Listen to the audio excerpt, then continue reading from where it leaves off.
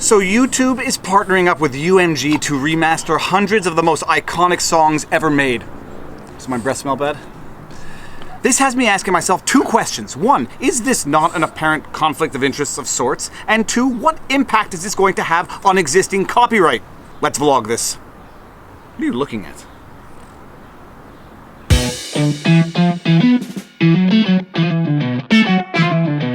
Viva Frei, Montreal litigator turned YouTuber, and this is Barney the Vlog Dog. Hello Barney, how you doing?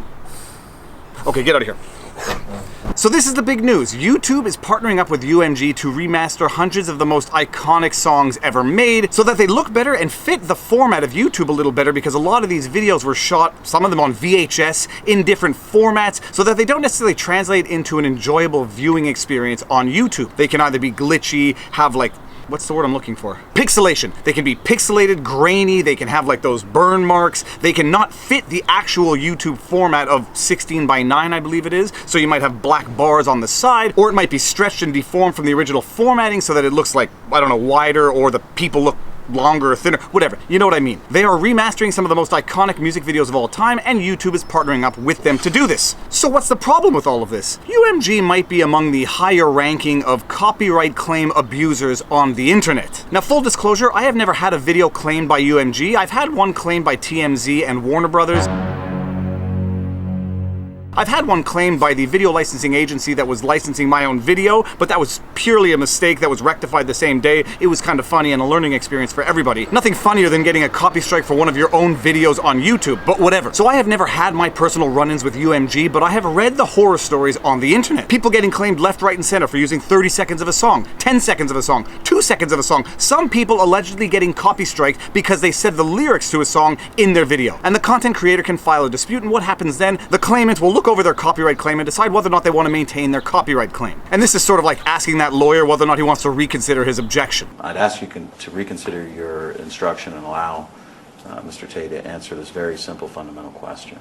I've reconsidered. The answer is no. And so 99% of the time, the copyright claimant will maintain their claim, and the content creator is penalized in that the video is either removed from YouTube, demonetized, or monetized, but all of the monetization goes to the copyright holder.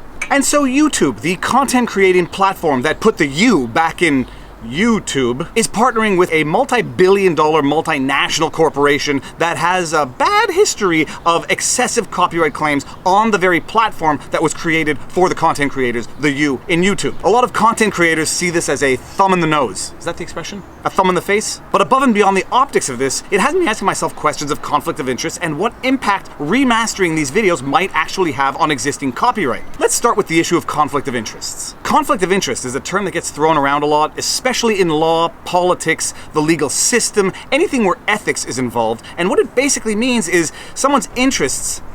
You want to get back in? Oh, of course you do. Oh, yeah. A conflict of interest exists when one is representing parties with diametrically opposing interests, and one's loyalties to each of the parties is conflicted as a result of their diverging interests. In law, the most oversimplified example of a conflict of interest is a lawyer representing the insurance company and the insured. It's an inconceivable situation for one lawyer to act for both parties because the insurer has diametrically opposing interests to the insured. The insurer wants to pay out as little as possible, and the insured, in theory, wants to get paid out as much as possible. So you can't have one lawyer simultaneously representing both of those diverging interests, because the lawyer would not be able to loyally and faithfully represent those interests to the fullest extent permitted by law. That is why you need two different people representing those two different interests as vigorously as possible. But conflicts of interest, but conflicts of interest can be slightly more subtle than that, and they oftentimes are. For example, an attorney can represent two or more parties who have the similar interests, for example, a group of insureds against an insurance company, but come to a point where there's going to be a disagreement as to how the proceeds of the insurance are going to be divided up amongst all of the insureds, and in which case that lawyer cannot simultaneously represent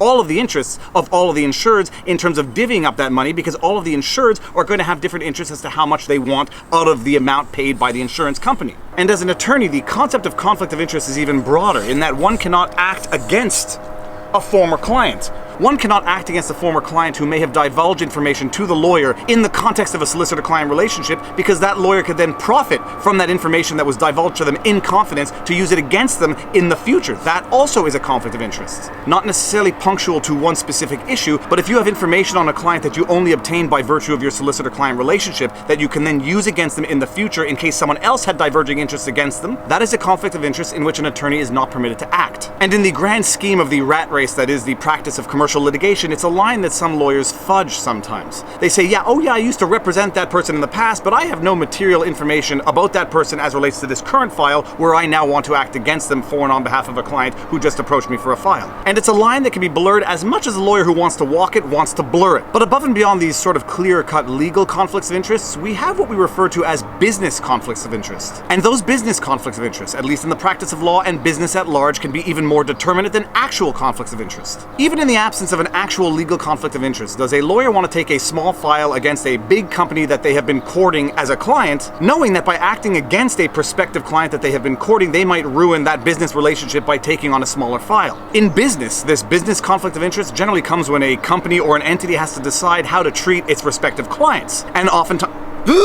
That's a wasp!